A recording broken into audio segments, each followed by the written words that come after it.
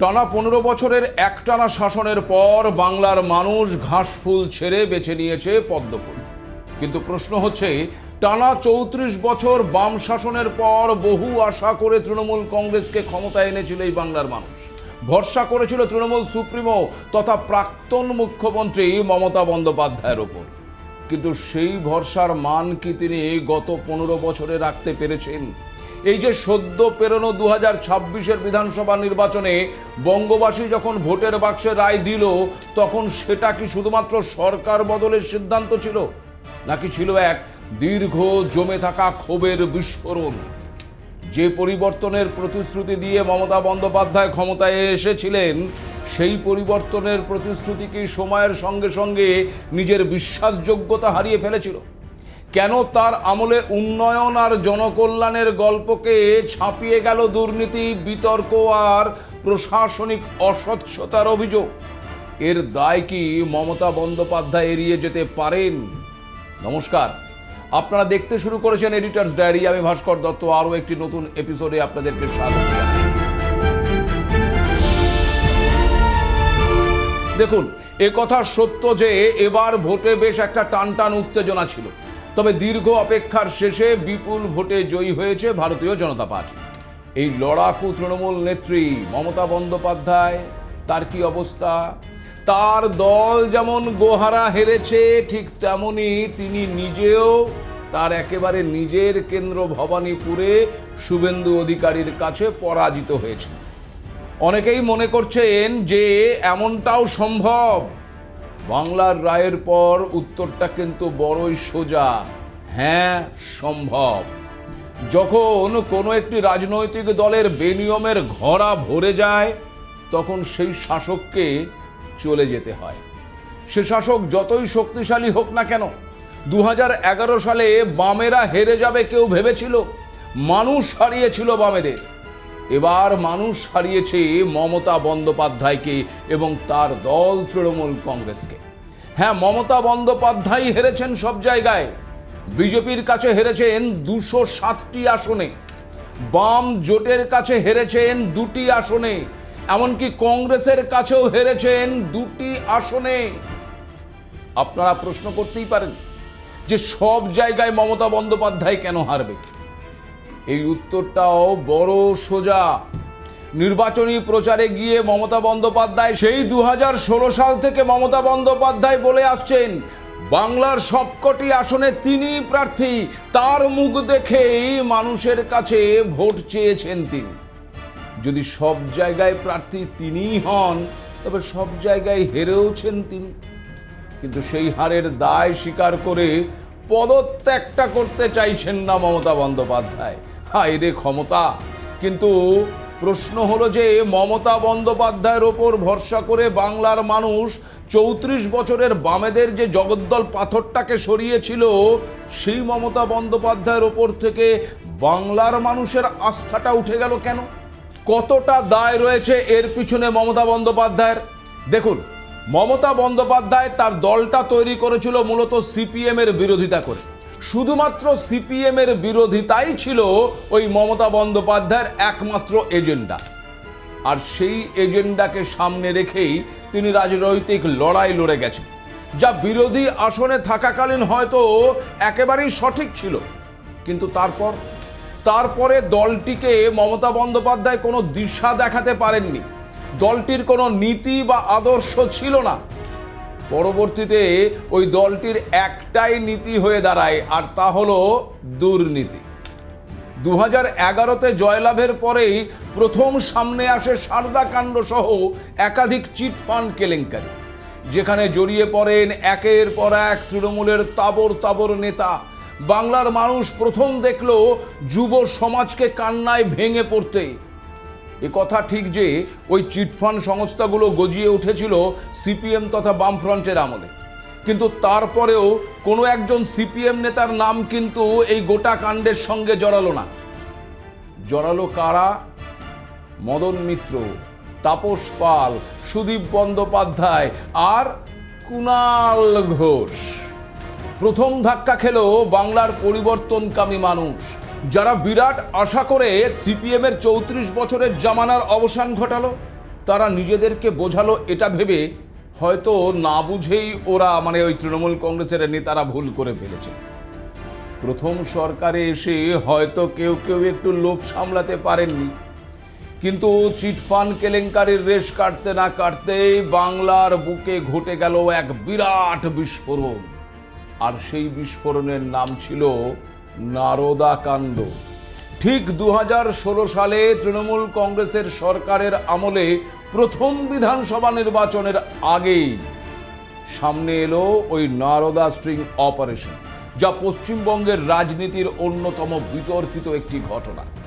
এই ঘটনায় তৃণমূল কংগ্রেসের একাধিক শীর্ষ নেতাকে একেবারে ক্যামেরার সামনে নগদ টাকা নিতে দেখা গিয়েছিল।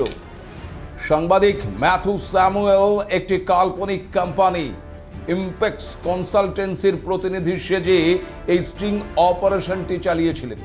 স্ট্রিং ভিডিওতে যাদের সরাসরি টাকা নিতে দেখা গিয়েছিল তাদের মধ্যে অন্যতম নাম ছিল ফিরহাদ হাকিম, মদন মিত্র, সুব্রত মুখোপাধ্যায়, সৌগত রায় সহ আরো অনেক হেভিওয়েট নেতা। দেখুন, এই যে ক্যামেরার সামনে নগদ টাকা নেওয়ার ভিডিও, যা আইনত প্রশ্নের পাশাপাশি নৈতিকতার ভিত্তিকেও কিন্তু নাড়িয়ে দিয়েছিল। মানুষের মনে প্রশ্ন উঠেছিল, এই কি তাহলে সেই পরিবর্তন যার প্রতিশ্রুতি দিয়েছিলেন মমতা বন্দ্যোপাধ্যায়? আর এই নারদা কাণ্ডের পর মমতা বন্দ্যোপাধ্যায় ওই 2016 সালের বিধানসভা নির্বাচনের প্রচারে বলতে শুরু করলেন কি, ভুলে যান কে প্রার্থী, মনে করুন আমি প্রার্থী, আমাকে দেখে ভোট দিন। বাংলার মানুষ মমতা বন্দ্যোপাধ্যায়কে ভালোবেসেছিল, বিশ্বাস করেছিল। বাংলার আম জনতা ভেবেছিল, সত্যি তো মমতা বন্দ্যোপাধ্যায় তো আর হাত পেতে কারোর কাছ থেকে টাকা নেননি, টাকা নিতে দেখা গেছে অন্য সমস্ত নেতাদের। তার দায় মমতা বন্দ্যোপাধ্যায়ের হবে কেন? কারণ তখন মমতা বন্দ্যোপাধ্যায়ের ছবি দেওয়া পোস্টারের নিচে লেখা থাকতো একটাই লাইন, সততার প্রতীক। মমতা বন্দ্যোপাধ্যায় যখন 2016 সালে বাংলার মানুষের কাছে হাত জোর করে বলছেন তিনি প্রার্থী, তার মুখ দেখে তৃণমূলকে ভোট দিন, বাংলার মানুষ তখন ভাবলো, সত্যি তো চুরি চামারির সাথে সততার প্রতীক মমতা বন্দ্যোপাধ্যায়ের কোনো যোগ নেই। তাই 2016 সালে ফের একবার বিপুল ভোটে জিতে সরকারে ফিরে এসেছিলেন মমতা বন্দ্যোপাধ্যায়, ফিরেছিল তৃণমূল কংগ্রেস। বাম কংগ্রেস প্রথমবার সেবার জোটবদ্ধ হয়ে লড়াই করেও কিচ্ছু করতে পারেনি তৃণমূলে।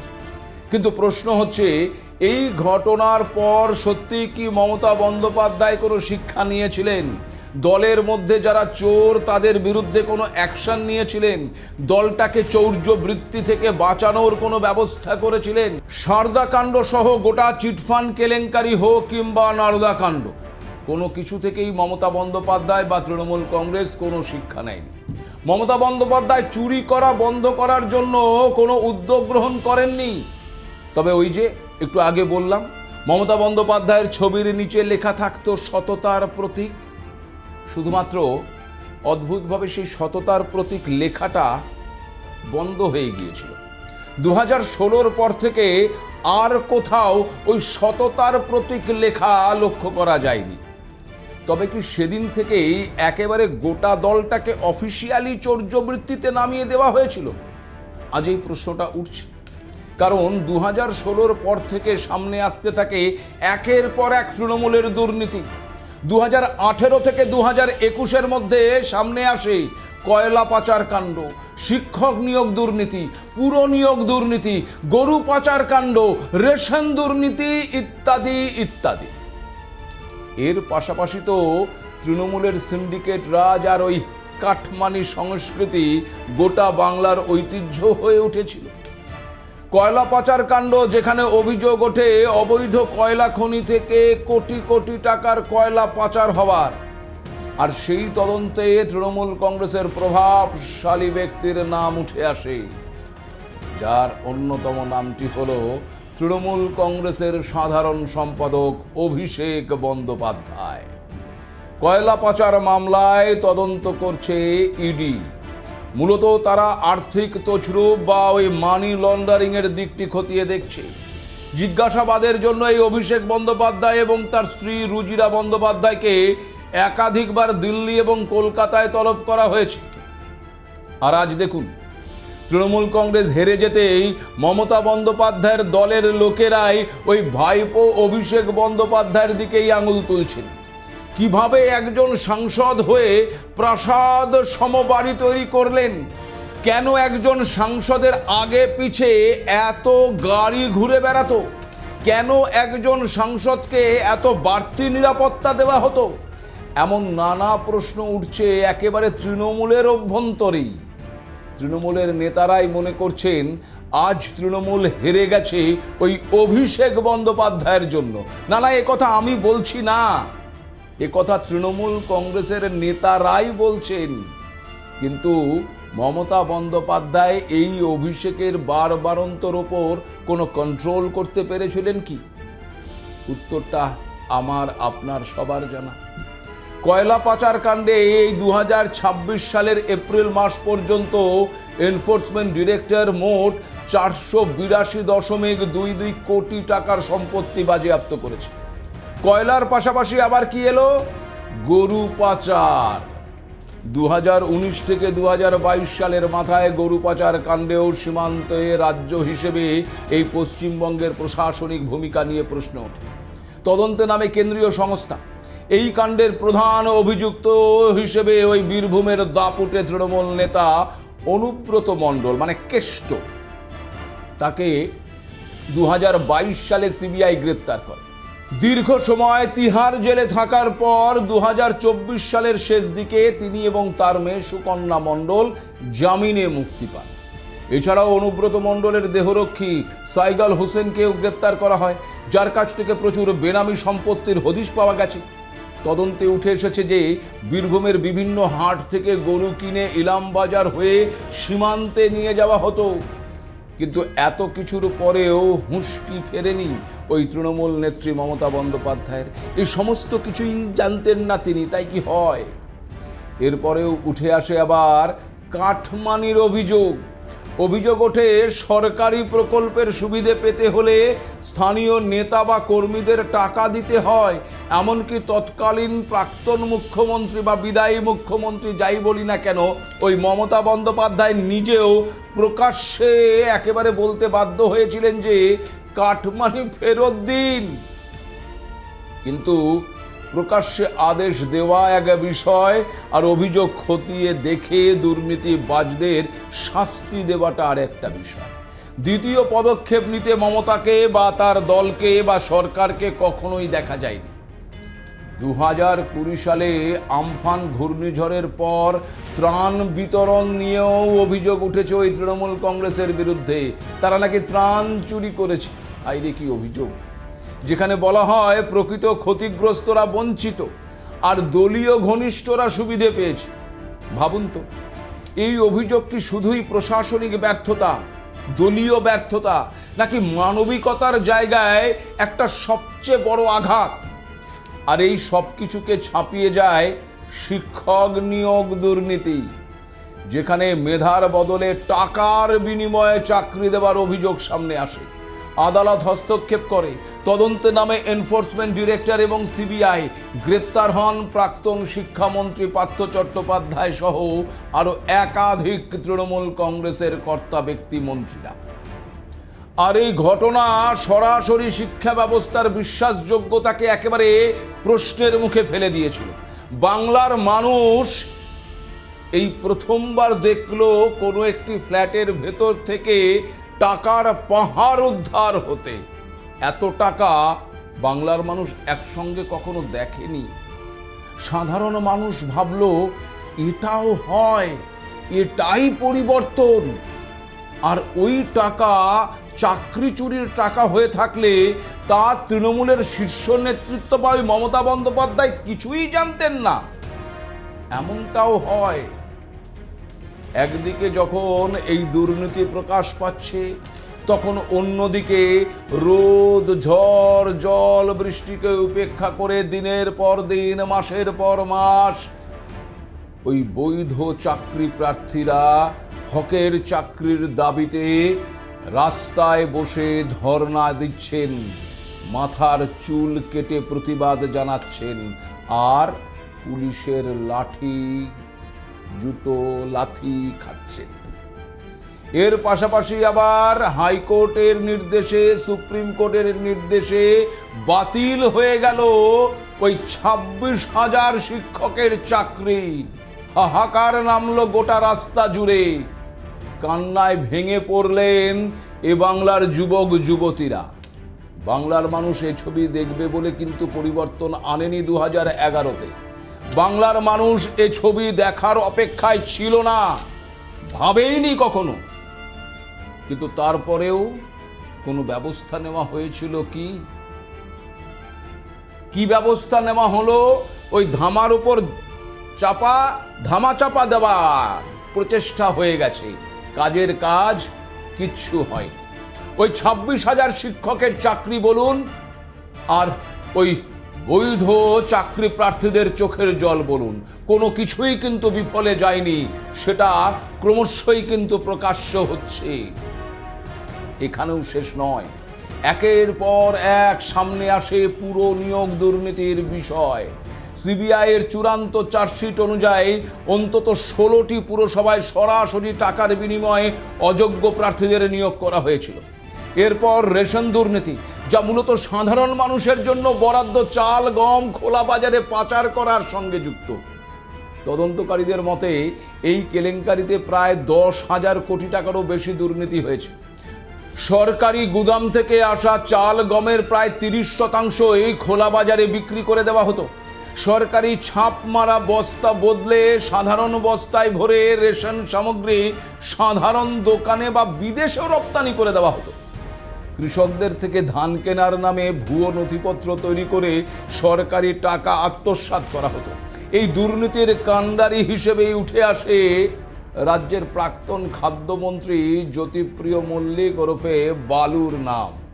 2023 সালের অক্টোবরে তাকে গ্রেপ্তার করা হয়। এখনো পর্যন্ত ইডি এই মামলায় জ্যোতিপ্রিয় মল্লিক এবং তার সহযোগীদের প্রায় 400 থেকে 500 কোটি টাকার সম্পত্তি বাজেয়াপ্ত করেছে। আর এবার ওই সেই জ্যোতিপ্রিয় মল্লিককেই 2026-এর বিধানসভা নির্বাচনে ওই মমতা বন্দ্যোপাধ্যায় আবার প্রার্থী করেছিলেন হাবড়ায়। ভাবুন একবার, এটা কি মানুষের অধিকারের সঙ্গে, মানুষের বিশ্বাসের সঙ্গে খেলা নয়, অন্যায় নয়?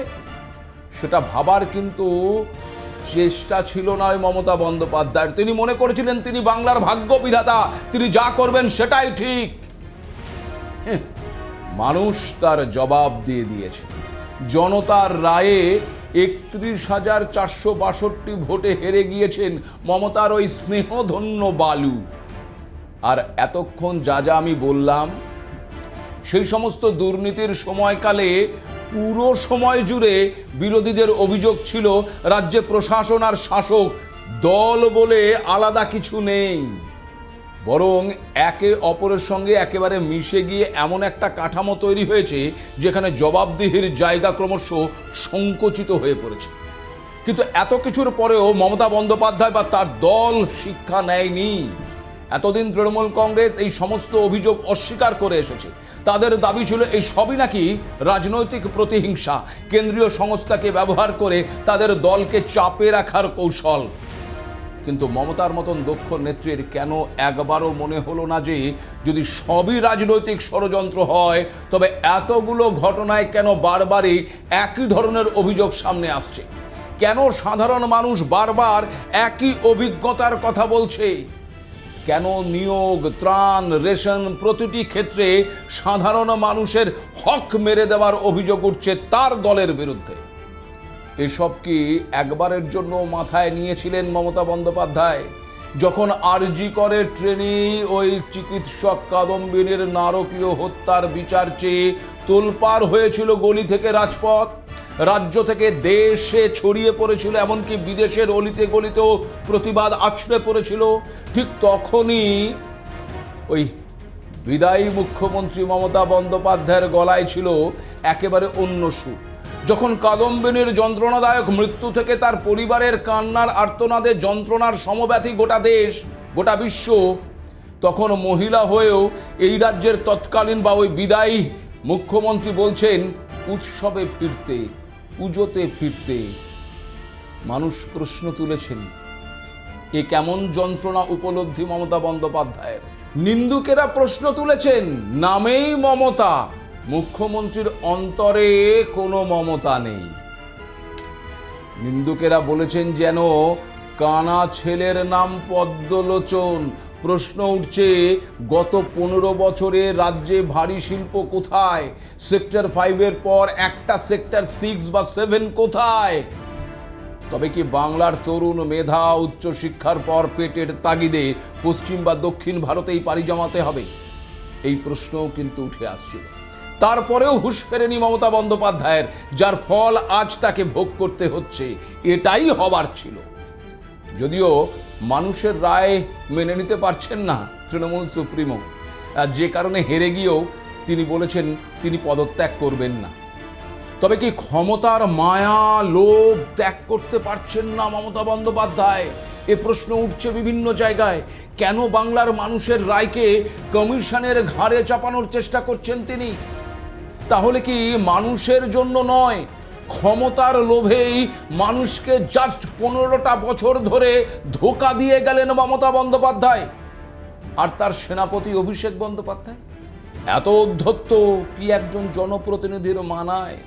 তিনি কি এবার শিক্ষা নিয়ে ঘুরে দাঁড়াবেন, নাকি মমতার মতোই অলীক স্বপ্নে ভেসে নিজেদের হেরে যাওয়াকে ভুলভাল কারণ দেখিয়ে জাস্টিফাই করার চেষ্টা করবেন? সব মিলিয়ে আজ প্রশ্নটা শুধু একজন নেত্রী বা একটি দলের হার বা জয়ের নয়, বরং বিশ্বাসযোগ্যতার। মমতা বন্দ্যোপাধ্যায় যে পরিবর্তনের প্রতিশ্রুতি দিয়ে ক্ষমতায় এসেছিলেন, সময়ের সঙ্গে সঙ্গে সেই প্রতিশ্রুতি কতটা বাস্তবায়িত হয়েছে তা নিয়ে প্রশ্ন। উত্তর, হয়নি। 2026-এর ভোটের ফলাফলই তারই প্রমাণ।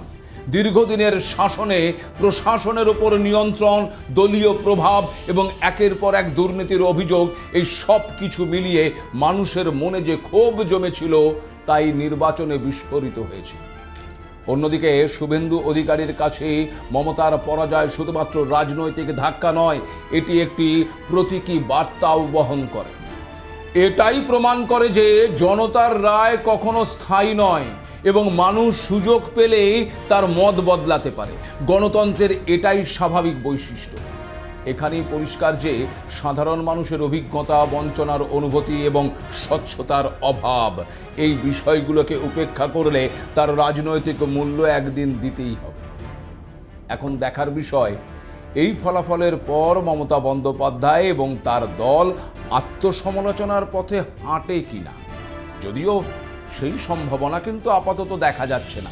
ফলে আগামী দিনে এই তৃণমূল কংগ্রেস নামক দলটির অস্তিত্ব থাকবে কি থাকবে না, সেটাও কিন্তু একটা প্রশ্নের মধ্যে। আজ এ পর্যন্তই। নমস্কার।